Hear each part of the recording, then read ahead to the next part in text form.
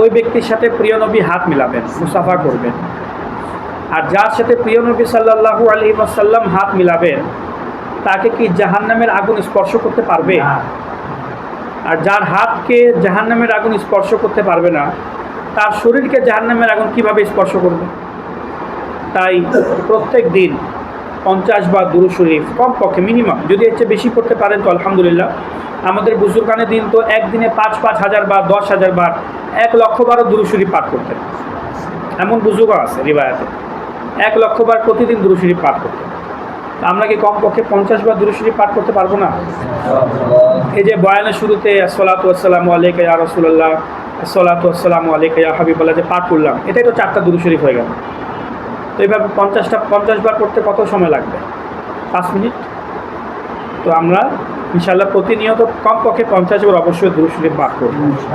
সাল্লু আলাল হাবিব সাল্লাল্লাহু তাআলা আলা মুহাম্মদ সাল্লাল্লাহু আলাইহি ওয়াসাল্লাম।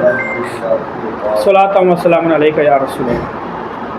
আল্লাহ রাব্বুল আলামিন কোরআনে পাকের মধ্যে ইরশাদ করেন, ওয়ালাউ আন্নাহুম আমানু ওয়াত্তাকাউ লামাসুবাতুম মিন ইনদিল্লাহি খায়র লাউ কানু ইয়ালামুন। সাদাকাল্লাহুল আযীম ওয়া সাদাকা রাসূলুহুন নবিয়্যুল কারীম। পূর্বের যুগের যারা বনি ইসরায়েলিরা ছিল, প্রিয় নবী সাল্লাল্লাহু আলাইহি ওয়াসাল্লামের আগমনের পূর্বে যে কম ছিল, যে সম্প্রদায় ছিল, তাদেরকে বনি ইসরায়েল বলা হয়। ওই বনি ইসরায়েলিরা তারা তাওরাত শরীফকে ছেড়ে ব্ল্যাক ম্যাজিক, কালো জাদু শুরু করে দিয়েছিল। তারা তন্ত্র মন্ত্র পড়তো, কুফরিয়া কালিমা পড়ে ব্ল্যাক ম্যাজিক করত, কালো জাদু করত। অথচ তাদের কাছে তাওরাত শরীফ ছিল, এটা অনেক মোবারকময় আসমানি কিতাব। তারা চাইলে তাওরাত শরীফ থেকে উপকৃত হতে পারত, কিন্তু তারা কালো জাদুর রাস্তা বেছে নিল। আল্লাহ তাআলা, আমি যে আয়াত তেলাওয়াত করলাম, এই আয়াতে ইরশাদ করছেন, ওয়ালাউ আন্নাহুম, যদি তারা, আমানু, যদি তারা ব্ল্যাক ম্যাজিক, তন্ত্র মন্ত্র, কালো জাদু থেকে তওবা করে ঈমান নিয়ে আসতো, ওয়াত্তাকাউ, এবং তাকওয়া অর্জন করত, পরহেজগারিতা অর্জন করত, লামাসুবাতুম মিন ইনদিল্লাহি খায়র, তো জেনে রাখা উচিত যে আল্লাহ তাবারাকা ওয়া তাআলার কাছে যে সওয়াব রয়েছে, এই সওয়াব সবচেয়ে উত্তম, সবচেয়ে কল্যাণকর।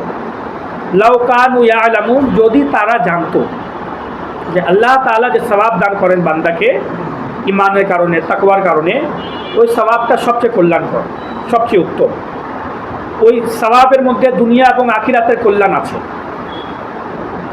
এই আয়াতে মুবারাকাতে বেসিক্যালি হাইলাইট করা হয়েছে সওয়াবকে। সওয়াব কাকে বলে? What is the meaning of সওয়াব? সওয়াব শব্দে আমরা বলি না অমুক আমল করলে সওয়াব পাওয়া যায়, অমুক নেকি করলে সওয়াব পাওয়া যায়। সওয়াব কাকে বলে? সওয়াবের ডেফিনেশন, সংজ্ঞা বুজুর্গানে তিনগণ বয়ান করেছেন। আর সওয়াবু জাযাউত তাআ, সওয়াব হচ্ছে নেক কাজের বিনিময়ে, নেকি করলে বা ভালো কাজ করলে এর বিনিময় আল্লাহ তাআলা যে প্রতিদান দান করেন, এটাকে সওয়াব বলে। আর বান্দা যখন কোনো নেক আমল করে, তখন আল্লাহ তাআলার পক্ষ থেকে তাকে অবশ্যই সওয়াব দেওয়া হয়।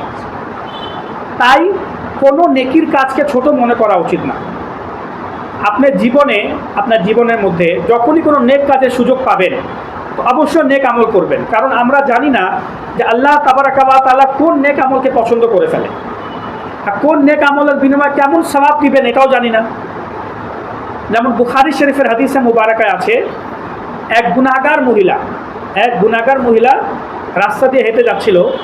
তো সে দেখলো একটা কূপ, আর কূপের পাশে একটা কুকুর জিহ্বা বের করে হাঁপাচ্ছে। তার এত তৃষ্ণা লেগেছিল যে তৃষ্ণায় সে মরে যাবে এমন অবস্থা। কুকুর পানি পান করতে পারছে না, কারণ কূপে তো সে আর হাত ডুবাতে পারবে না। তো ওই কূপের চারপাশে সে ঘুরতেছে, কিন্তু পানি পান করতে পারতেছে না।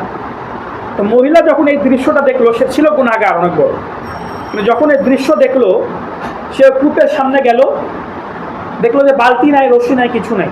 ওই কুকুরকে কীভাবে পানি পান করাবে? আর কুকুরটাকে মরে যাবে পানি পান না করে। তো সে কী করলো, নিজের পায়ের মোজা বের করলো, পায়ের মোজা বের করে নিজের ওড়না দ্বারা ওই মোজাকে বাঁধলো। তারপর ওটা ঝুলিয়ে মোজাকে পানি দ্বারা ভিজিয়ে ওটা বের করলো। তারপর মোজাকে নিংড়িয়ে ওই কুকুরকে পানি পান করাইলো। ওই পুকুরের তৃষ্ণা নিবারণ করলো। আল্লাহ তাআলাকে তার এই কাজটা এত পছন্দ এসেছে যে প্রতিটা তার এই নেক আমলের কারণে আল্লাহ তাআলা তাকে কি সওয়াব দিলেন, তার সারা জীবনের গুনাহ মাফ করে দিলেন এবং তাকে জান্নাত দিয়ে দিলেন। তো আমরা জানি না কোন কাজের বিনিময়ে আল্লাহ তাআলা কেমন সওয়াব দিবেন, তাই কোনো কাজকে ছোট মনে করা উচিত না। এই কাজটি করব, বড় কোনো নেক আমল করব, এটা করে কি লাভ না, প্রত্যেক নেকির কাজটা করবেন। مولاي صل وسلم دائما أبدا